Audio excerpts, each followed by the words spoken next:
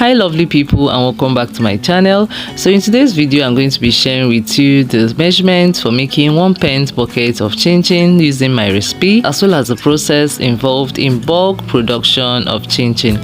So if you're interested in chinchin making or chinchin business and the likes, I suggest you hit the subscribe button because I have a lot of videos that you'll find helpful. So without much ado, let's get started. So using my recipe, I've been able to get 1 pint of chinchin from just 1 kg of flour and also half pint from 500 grams of flour. So I'm going to be leaving both measurements in the description box below, because in today's video I'm going to be making use of 2 kg because I want to make more than 1 pint to show us the bulk process of chinchin making, as well as a new packaging method I tried out this season. So I already have a video of how I made chinchin using 2 kg of flour, and I'm going to be using the recipe here again but with a little twist to that.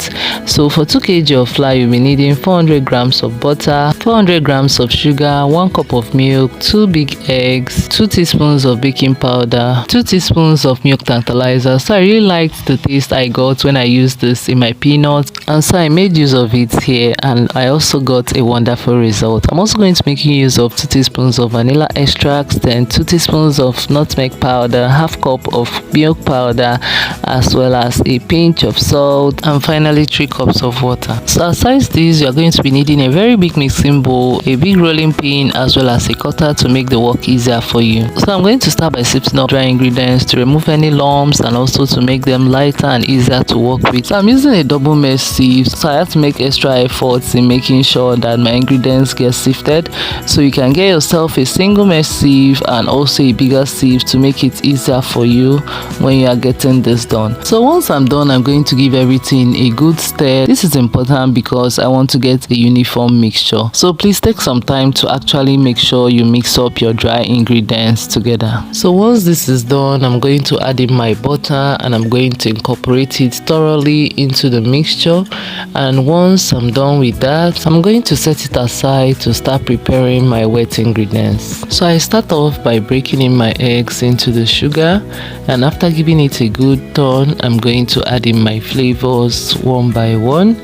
Why I do this is that I want it to be evenly distributed by the time they get into the flour mixture, because if I add them individually, like just directly into the flour mixture, they might just be concentrated in one part than the other. Once I'm done preparing them, I'm going to make a small well in my mixture and I'm going to add in the liquid milk as well as the sugar mix. So next is to fold in everything gradually and then start adding in my cup of water one after the other and continue the folding process as well.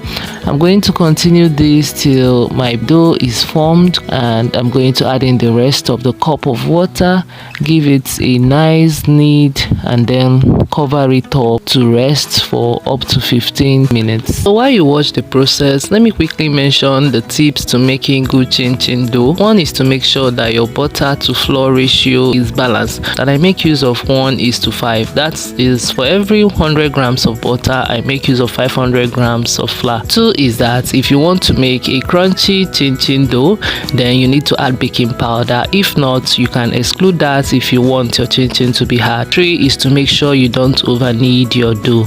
Over kneading your dough will make your dough to be dense and difficult to roll out, and I'll be showing you very soon how to know if your dough is well kneaded. So once my dough is formed as it is, I'm going to cover it and leave it to sit for 15 minutes, and after 15 minutes, this is what I have. My dough has risen and I'm going to quickly give it a knead just a few seconds, so as just to remove the extra air from the effect of the baking powder and to also get it back to its smooth texture as before. So how you know that your dough is well kneaded or is not over kneaded is that as you give it a gentle pressure, it's going to spring back to its original form as seen. So that's how to know. Another one is that as you roll it out, you will see that it is easy to roll out and also stretches out easily easily. So how to roll out is that you roll out from the middle outwards in all directions. This will ensure that you have an evenly shaped dough, and also to me it helps me not to trim too much like for the edges.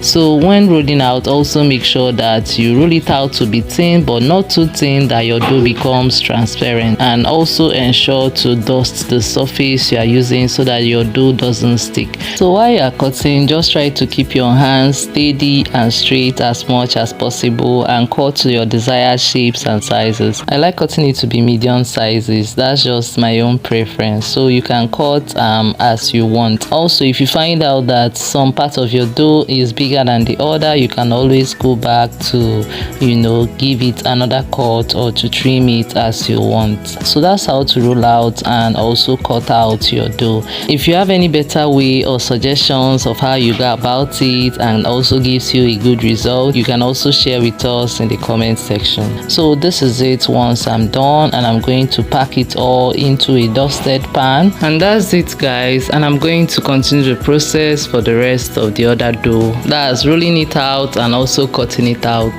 So at this point, I would like you, if you have any questions, you can drop it in the comment section, and if you've had any challenges while making your chinchin or any other tips you like me to drop, you can also let me know about that. So once I'm done, I'm going to get to frying, and this is all I have after cutting the whole dough. So I used up to 2 liters of oil to fry. Please make sure to use good oil in frying. As you all know, you have to deep fry your chinchin in hot oil. You can set your heat at medium heat, and you need to be stirring from time to time. And once it's light golden brown, please start bringing it out and spread it out on the surfaces or containers or trays you have so that it can cool down. So guys, I said you people should follow me and see the challenges I'm having once I make chinchin. My children will not just let it be, and at the end of the day I'll be having shortages.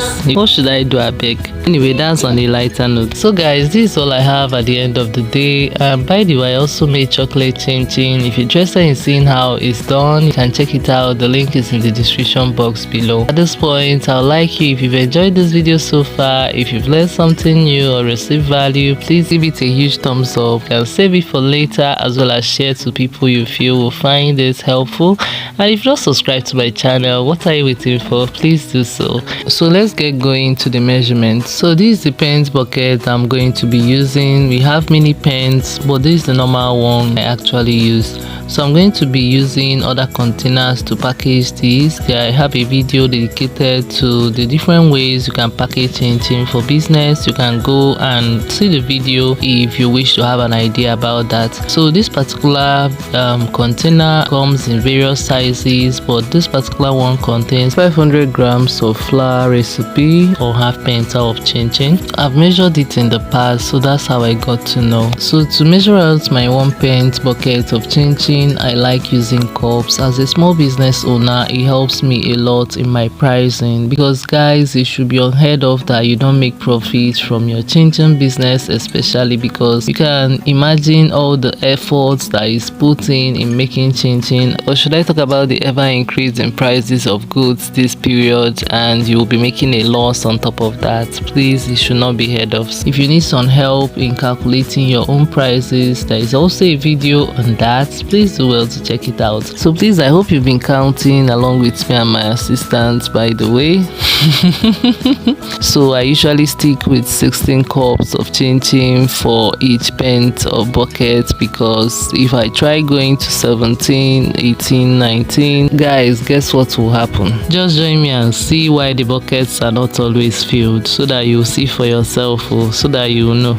I can close it. Yes, that's what happens. So I usually stick with 16 cups, and once I'm done, I transfer it into the container I want to use for packaging it or for selling it, and after branding is good to go. So that's my measurement for 1 pint bucket of chinchin. Now I'm supposed to get another pint of chinchin, but because of the culprits I showed you guys earlier, I wasn't able to do so. They just remained 3/4 of the pint for me. easily. So I'm going to instead use it to get another half pint of chinchin, as well as show you how to pack the pouches of chinchin. So these pouches come in different sizes, and this is the medium sized pouch. We have the mini and we have the very big or maxi pouches, so depending on the one you want to use. So this particular set can actually contain 1 cup comfortably. So once I'm done, I'm going to just seal it off by pressing down on the ends, and that's that for it. So you can just brand it up and it's ready for sale. Also, if you want to keep it tamper proof, you can also seal it off with your sealing machine, especially if you want to supply to supermarkets, because if you're selling directly to your customers, you might not really need that. So that's it guys, majorly on bulk chinchin production, as well as the measurements and how to make pent buckets of chinchin. And I hope you'll be able to pull this through for yourself on your own, in your own business, or for your own personal use.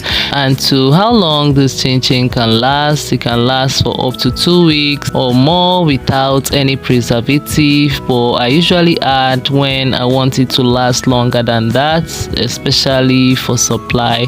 So you can check out the preservative I use in my other video of how I make chinchin for supply. So thank you so much for watching and sticking around to the end of this video. Please let me know of your thoughts in the comment section. Subscribe if you haven't, and I'll see you in my next video. Bye.